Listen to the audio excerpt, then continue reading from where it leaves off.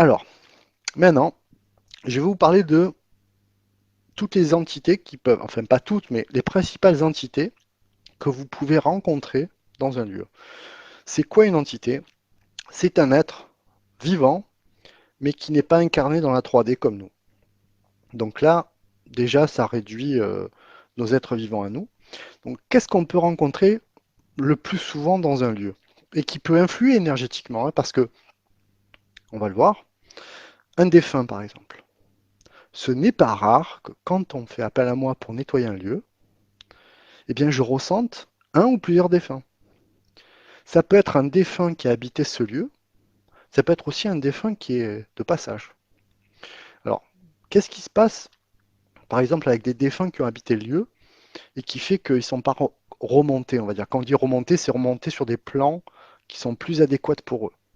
Remonter vers la lumière ou sur un plan opportun pour eux. Ben, par exemple, il peut y avoir des cas de gens qui sont trop attachés au lieu. Dans ce cas-là, ils ne veulent pas remonter. Ils restent attachés, ils se disent, ben, je suis bien dans ce lieu-là, même quand je suis mort, je reste là. Ben, du coup, qu'est-ce que ça fait ça?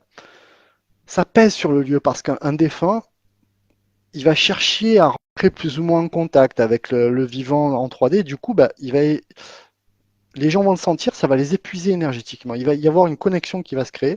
Et du coup, bah, parfois, on a des gens qui disent, mais je suis fatigué quand je suis dans cette chambre ou dans ce salon, parce qu'il y a un défunt qui est là et qui veut pas partir. Il n'est pas méchant, souvent ils sont pas méchants. C'est juste qu'ils épuisent un petit peu les êtres incarnés.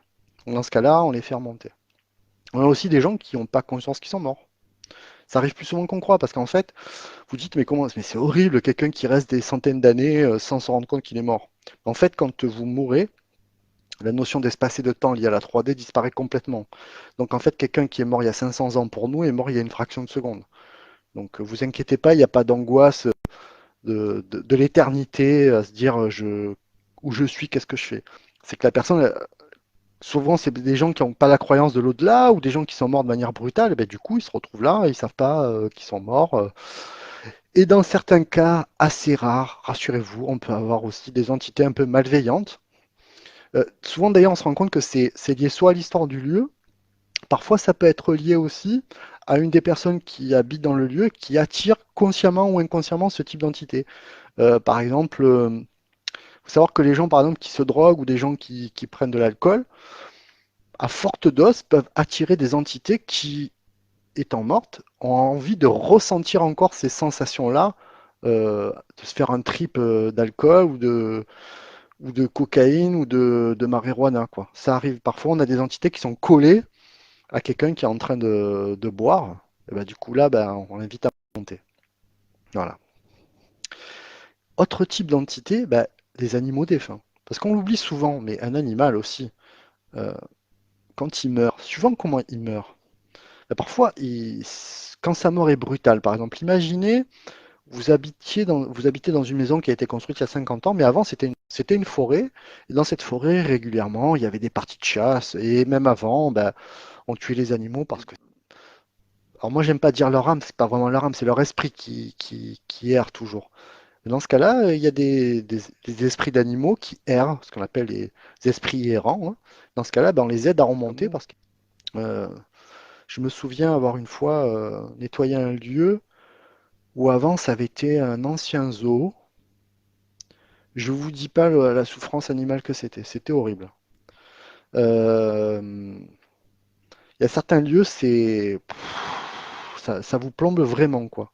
Et je comprends que la personne qui habitait là se sentait mal, hein, parce que c'était vraiment, il y avait beaucoup d'animaux qui ont été maltraités, qui sont morts dans des souffrances, et c'était très, très, très, très compliqué. Voilà. Autre type d'animaux, d'entités, pardon. Euh, vous avez ce qu'on appelle, dans certains lieux sacrés, des lieux qui ont été consacrés à quelque chose, des lieux importants, des lieux qui ont une fonction spécifique, ce qu'on appelle des gardiens des lieux. Qu'est-ce qu'un gardien du lieu? C'est un lieu qui a pour fonction de garder dans le subtil un lieu et de le préserver d'attaques, que ce lieu soit mal utilisé. Par exemple, vous avez dans beaucoup d'édifices religieux, quelle que soit la religion, un gardien du lieu. Et d'ailleurs, ce qui est très amusant, enfin amusant, c'est que quand vous changez la fonction de ce lieu, qu'est-ce qui se passe? Ben, si vous n'avertissez pas le gardien, que par exemple ce lieu religieux ne l'est plus et qu'il va devenir une habitation ou un musée, mais en fait ce gardien énergétiquement il va être perturbé parce qu'en fait c'est comme dans une forêt, hein, vous avez des gardiens, vous avez de tout. Eh bien en fait, moi ça m'est arrivé de ressentir une colère d'un gardien de lieu, mais si on n'a pas conscience que parfois, dans des lieux, alors c'est pas dans des maisons, si vous avez un appart, un T2 dans un centre-ville, il y a peu de chances qu'il y ait un gardien du lieu. Mais dans des châteaux, des anciens édifices religieux, des lieux fortement marqués sur le plan du patrimoine, c'est possible qu'il y ait un gardien. N'hésitez pas. Autre entité, ce qu'on appelle les élémentaux. Alors les élémentaux, c'est les êtres de la nature. Je ne délire pas, hein. Quand vous parlez des farfadets, quand vous parlez des fées, quand vous parlez des lutins, quand vous parlez des faunes, et tout ça, ce sont des élémentaux qui sont susceptibles d'être présents dans les lieux. Il est très rare qu'il n'y ait pas au moins un ou deux élémentaux dans une maison que je nettoie énergétiquement. Et ce qui est élémentaux sont eux-mêmes touchés par cette pollution énergétique. Du coup, souvent, quand on rentre en contact avec eux, eh bien, si vous leur demandez s'ils veulent être nettoyés énergétiquement, ils vous disent oui. Ils sont très contents d'être nettoyés. Bah, du coup, ça passe au nettoyage. Voilà. Alors d'ailleurs, pour vous montrer à quel point je vous parlais tout à l'heure des gardiens des lieux sacrés, vous montrer à quel point notre ignorance de notre société moderne de l'importance des lieux peut parfois rendre pénible la vie dans un lieu. J'ai eu le cas 2 fois. Si vous regardez sur le Bon Coin, dans la partie rubrique immobilière, vous aurez peut-être remarqué que de temps en temps, on voit passer des anciennes églises qui ne sont plus utilisées et qui ont du coup été vendues, qui sont proposées sur le marché immobilier pour habitation. Et j'ai eu le cas notamment une fois d'une personne qui m'appelle en me disant, je ne comprends pas, j'ai acheté il y a 1 an et demi une ancienne église qui a été rendue à sa fonction de profane. Je l'ai transformée en loft magnifique, j'ai investi des dizaines de milliers d'euros. Je suis trop mal dans cette maison et notamment dans le salon. Il m'a dit, je comprends pas pourquoi. Je dis, bah, je vais regarder, hein. Donc, j'ai fait l'étude approfondie du lieu.